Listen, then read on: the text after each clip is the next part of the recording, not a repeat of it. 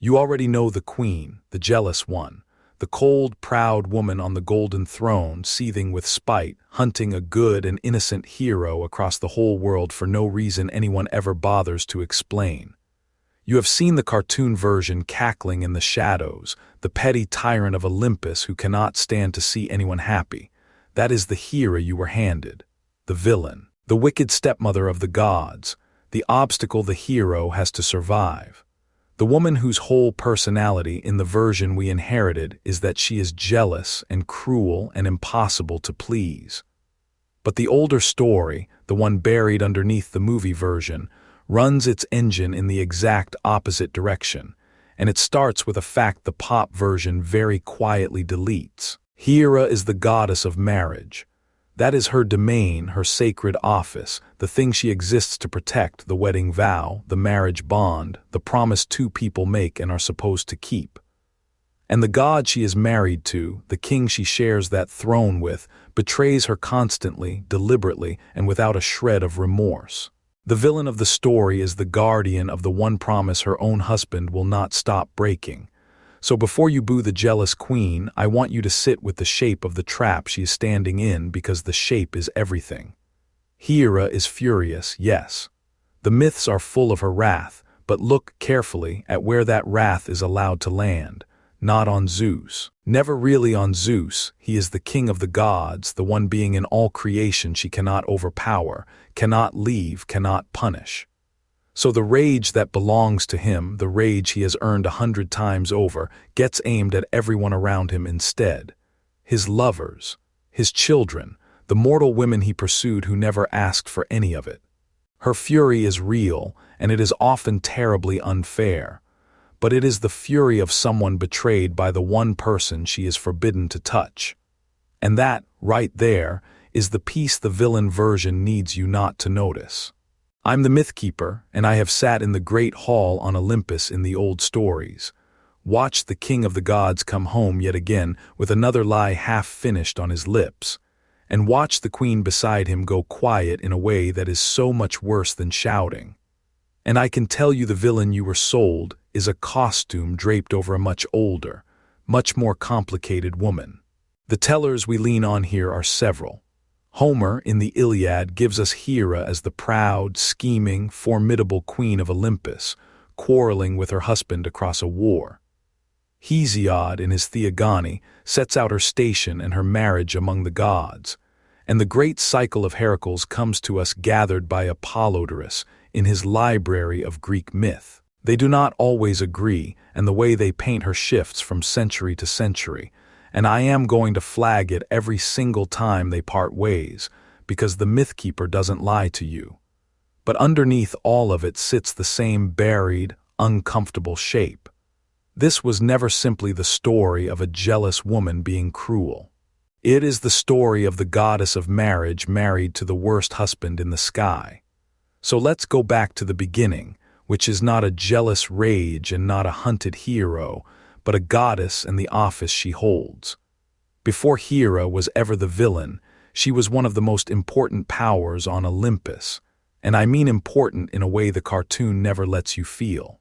She was a daughter of the Titans, a sister of Zeus himself, and she became the queen of the gods, the reigning power beside the king. But her domain was not spite. Hera was the goddess of marriage and of the marriage bond. She was a protector of women and of wives, and above all of the vow itself, the sacred promise of fidelity that a marriage is built on. In many tellings, she also watched over childbirth and the safe delivery of children, standing at the threshold where new life comes into the world. Think about what that means. Her whole sacred purpose, the thing she was the goddess of, was faithfulness, keeping the promise, honoring the bond, protecting the woman inside it. She was the divine guarantee that a vow, once made, would be kept. And then she was married to Zeus. And here is where the whole tragedy pours out, because the king of the gods is, by the myth's own account, the single most unfaithful husband in all of Greek mythology. It is not one lapse. It is not a moment of weakness he regrets. It is a way of life. Zeus pursues mortal women and goddesses alike over and over, across story after story, fathering an enormous scattered brood of children outside his marriage, and he does it knowing exactly who his wife is and exactly what her sacred office is. Read that again slowly, because it is the cruelest joke in the myth. The god of the sky spends his eternity breaking, on purpose, the one promise his own wife is the goddess of. And I am going to keep this exactly at the level the old poets kept it, because it is a betrayal story and not a spectacle. The details of Zeus's pursuits are not the point, and I will not dwell on them. The point is the pattern, and the pattern is relentless. Again and again the king slips away from Olympus, deceives his queen, takes what he wants and comes home. Again and again Hera learns of it, sometimes because a child appears, sometimes because a rumor reaches the throne, sometimes because Zeus is a clumsy liar and she can simply see it on him. Picture being the goddess of the marriage vow, seated on the highest throne there is, and watching the one person bound to you by that vow break it in front of the entire world forever, and knowing there is not one single thing you can do to the man himself. Because that is the trap, and it is worth stopping on. In the logic of these myths, Zeus is supreme. He is the king. He is stronger than any other god, and when the other gods once tried to chain him, it ended badly for them. Hera cannot divorce him. There is no such thing for the queen of the gods. She cannot overpower him. She cannot even truly shame him, because the culture that told these stories mostly shrugged at what he did. So all the rage a betrayed spouse feels, the rage that has, in this case, a genuinely bottomless source, has nowhere legitimate to go. It cannot flow toward the guilty. So it flows sideways and it flows down, toward the women Zeus pursued, who are very often blameless, toward the children of those unions who are entirely blameless. Hera becomes the goddess who punishes everyone except the one person who actually deserves it, not because she is uniquely evil, but because he is the one target the whole structure of the myth puts permanently out of her reach. And nowhere does this show more clearly than in the story that made her a villain in the first place, the story of Heracles, the hero the move is love, the strongman we now call Hercules. In the pop version it is very simple. Hera hates Heracles. She torments him from birth, sends serpents to his cradle, drives him to ruin, and hounds him through his whole life for no reason at all except that she is a jealous, wicked queen and he is a shining, innocent hero. That is the cartoon. And now the fact the cartoon deletes. Heracles is Zeus's son. He is the living product of yet another of Zeus's betrayals, the child of the king and a mortal woman, walking around the world as breathing proof of his father's latest broken vow. His very name is a slap. Heracles means something like the glory of Hera, a name that ties the queen forever to the child of her husband's affair, whether as a taunt or as an attempt to appease her. The sources argue about which. Either way, here is a boy who is, through no fault of his own, the walking evidence of the exact wound Hera can never heal and never avenge on the one who caused it. I am not going to tell you her treatment of him was fair. It was not. He was a child, he chose none of it, and much of what she does to him is genuinely cruel, and I will come back to that honestly. But I want you to see the engine underneath the cruelty, because the villain version hides it on purpose. Hera does not persecute Heracles because she is randomly, motivelessly wicked. She persecutes him because he is the one piece of Zeus's endless betrayal she is actually able to reach. He is Zeus's crime made visible, and Zeus is untouchable, so the crime gets punished in his place. The hero story needs her to be a monster hating a good man for no reason. The real myth is sadder and stranger than that. It is a betrayed wife breaking herself against a wound she is forbidden to aim at its source. And you see the same shape everywhere else her wrath appears. Take Io, a mortal woman Zeus pursued and then, when Hera drew near, tried to hide by transforming her, disguising his own betrayal.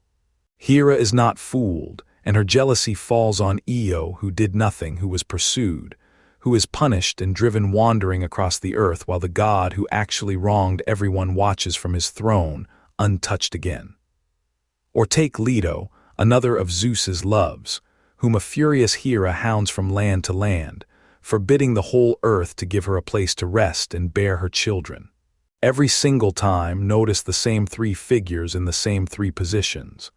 The guilty king, safe, the powerless woman or child, punished, and the queen doing the punishing, cast forever as the villain for aiming her fury at the only targets the myth will let her hit.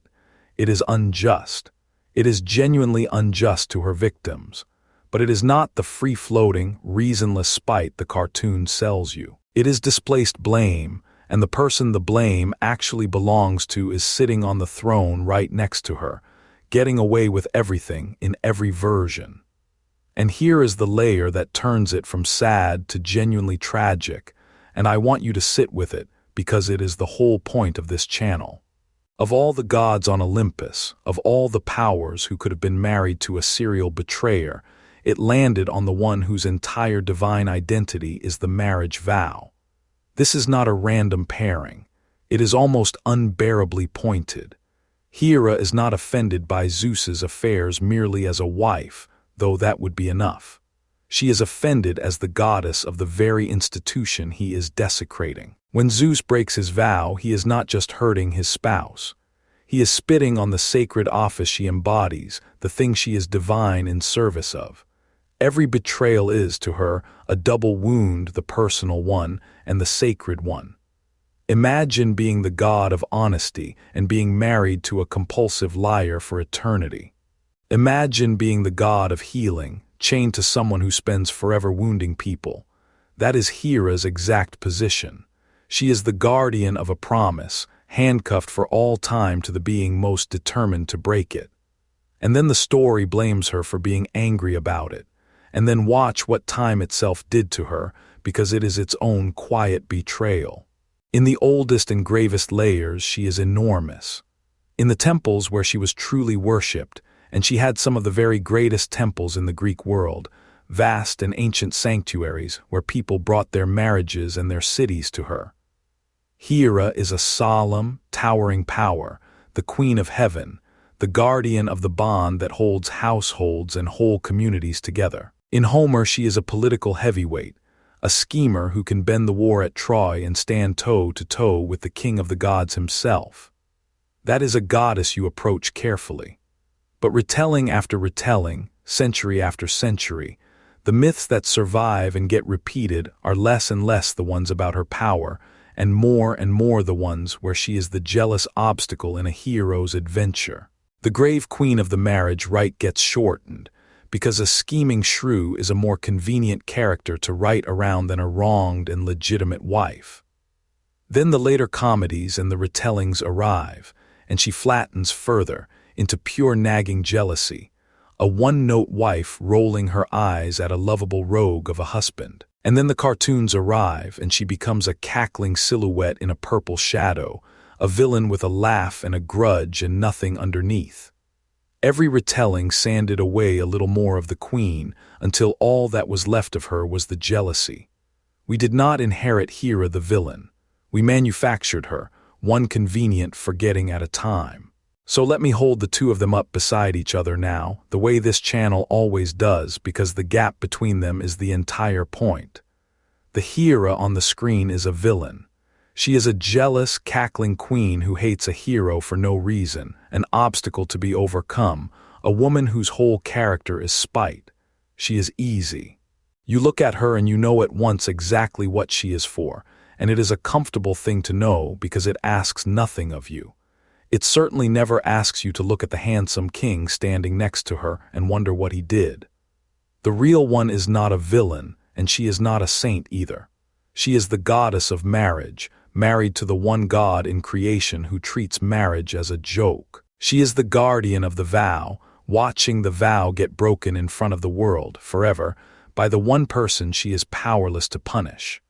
Her rage is real, and her cruelty to the innocent is real, and both of them pour from a wound she is never once allowed to aim at the man who keeps reopening it.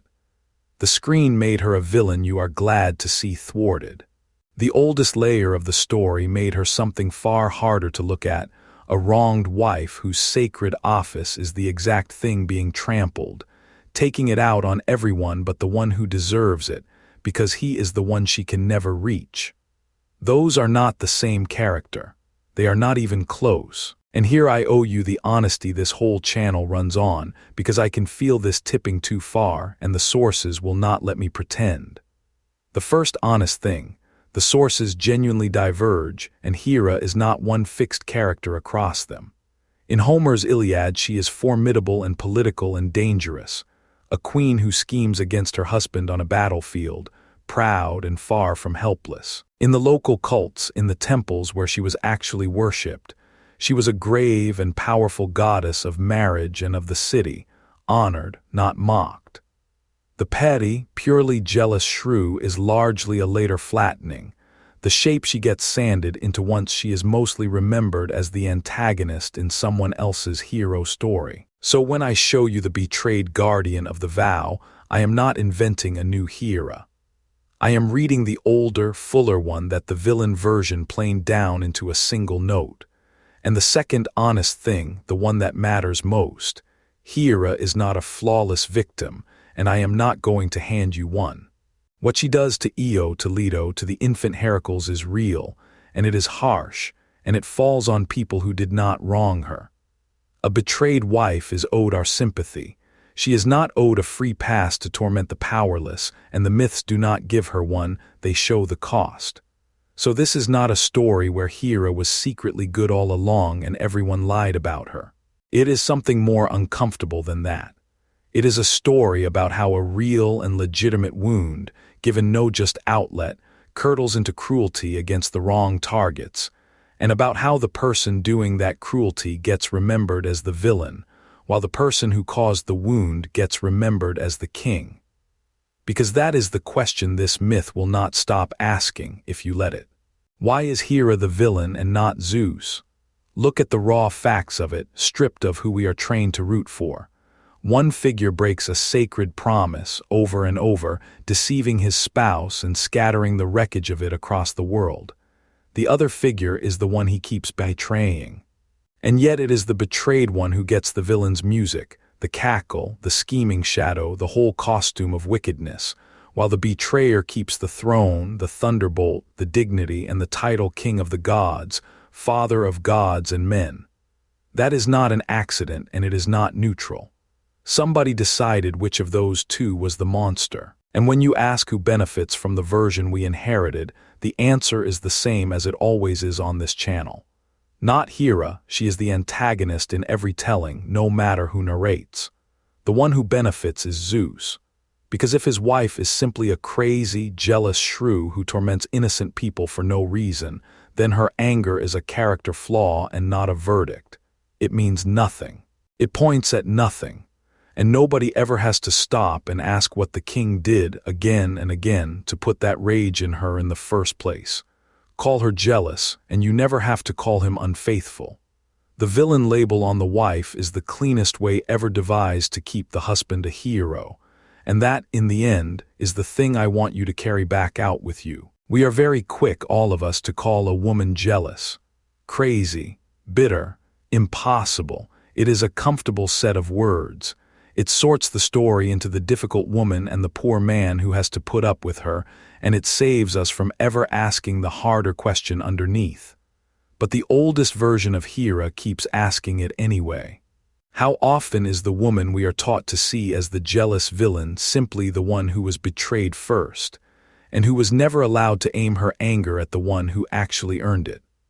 How often does the person who broke the promise get to keep the crown, and write the story afterward, and hand the role of the monster to the person they wronged? The gods of Olympus got to be remembered however the tellers chose, and even in the version we inherited, the one where Hera is the jealous villain and Zeus is the mighty king, they could not quite hide it.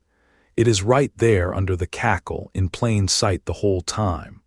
The goddess of marriage spends eternity furious. Ask yourself why.